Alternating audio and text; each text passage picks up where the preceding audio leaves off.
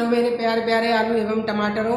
और आज हम हिंदी में पूरा समझेंगे किस तरीके का पेपर आता है 10th का।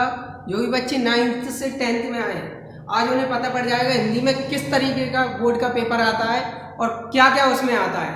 एक एक चीज़ समझेंगे, ठीक है। फिर एक एक करके उनको समझना स्टार्ट करेंगे, ठीक है। तो अच्छे से बैठ जाइए, बड़ी आल्टी पाल्टी मार के। और जो मोबाइल है ना सीधा इसको आड़ा कर लो, ठीक है।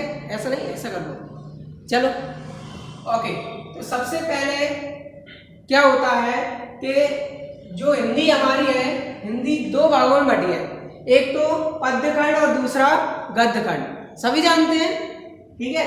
पद्य मतलब क्या होता है, जो पढ़ते हैं ना, जैसे कि ऐसी बानी बोलिए मन का आपा खोए और अन्न को शीतल करें आपाहु शीतल होए। कुछ समझ में आया क्या? थोड़ा थोड़ा आ गया होगा, ठीक है। तो पद्यांश क्या होते हैं, जो मतलब कम कम समझ में आते हैं या समझ में नहीं आते। जैसे कि सुना होगा, खेलत खात परे अंगनाथ पग पैंजनी बाजती पीरी कचौटी, ठीक है।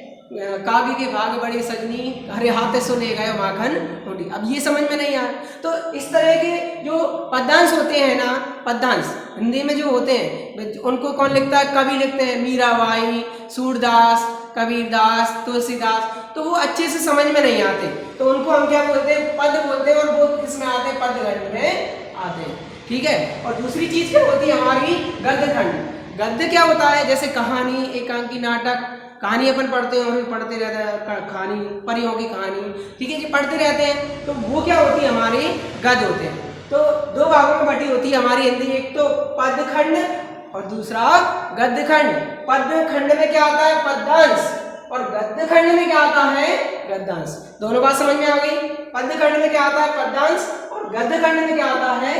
गद्यांश, ठीक है। अब शुरू से स्टार्ट करते हैं, ठीक है। बता दिया मैंने पद्यांश क्या होते हैं, जो पढ़ने में समझ में नहीं आते हैं। और गद्यांश क्या होते हैं? जैसे नाटक, एकांकी, कहानी वगैरह समझ में आ जाती है पढ़ने पे तुरंत, वो होते हैं हमारे गद्यांश, ठीक है।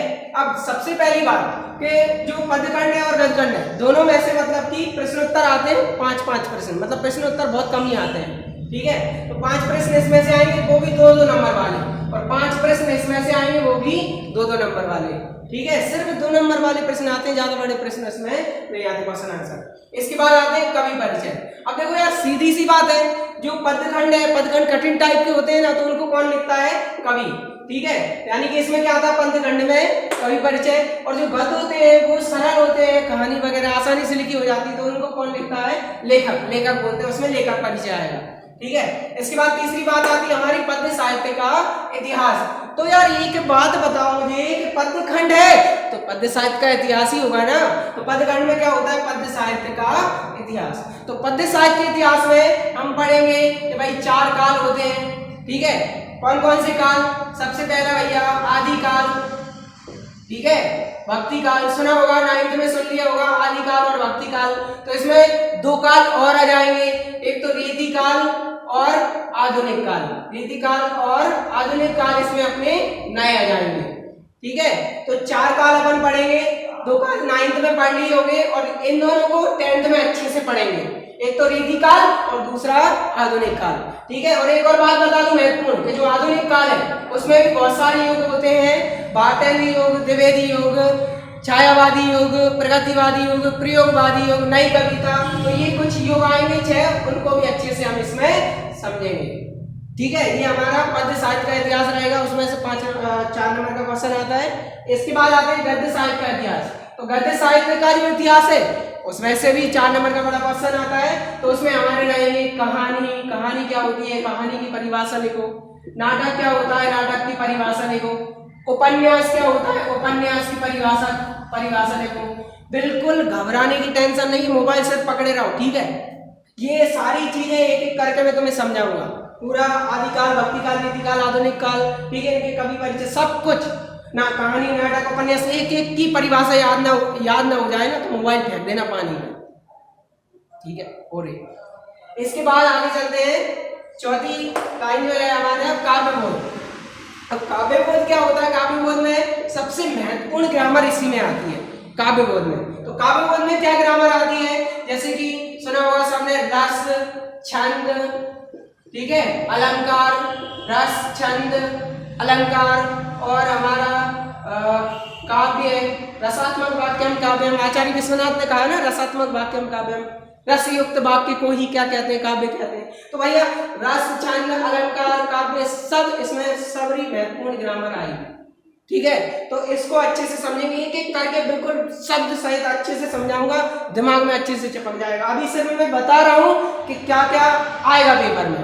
ठीक है, इनको समझेंगे। इसके बाद ये भाषा बोध है, गद्य खंड में क्या आएगी, भाषा बोध, उसमें से भी क्वेश्चन आता है हमारा।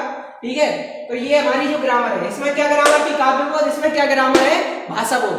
तो भाषा बोध में आते हैं हमारे संधि, समास, ठीक है, उपसर्ग, अप्रत्यय, ठीक है, एक वाक्य अनेक वाक्य। तो सरल सरल जो ग्रामर रहती है ना, वो किस में आती है, भाषा बोध में आ जाती है। इसके बाद ये तो मैंने बताया कि इसमें पद्यांश आते हैं और इसमें गद्यांश आते हैं। स्टूडेंट एक बात और सुन लो कि इनके साथ साथ जो अभी मैंने बताया उनके साथ साथ कुछ चीजें और आएंगी, जैसे कि हमारा प्रार्थना पत्र, सभी जानते हैं प्रार्थना पत्र आता है। ठीक है, वही शुल्क मुक्ति का प्रार्थना पत्र और स्थानांतरण प्रार्थना पत्र, घर में मतलब मोहल्ले में सफाई के लिए पत्र, इस तरह के कुछ पत्र भी आते हैं, उनको समझेंगे।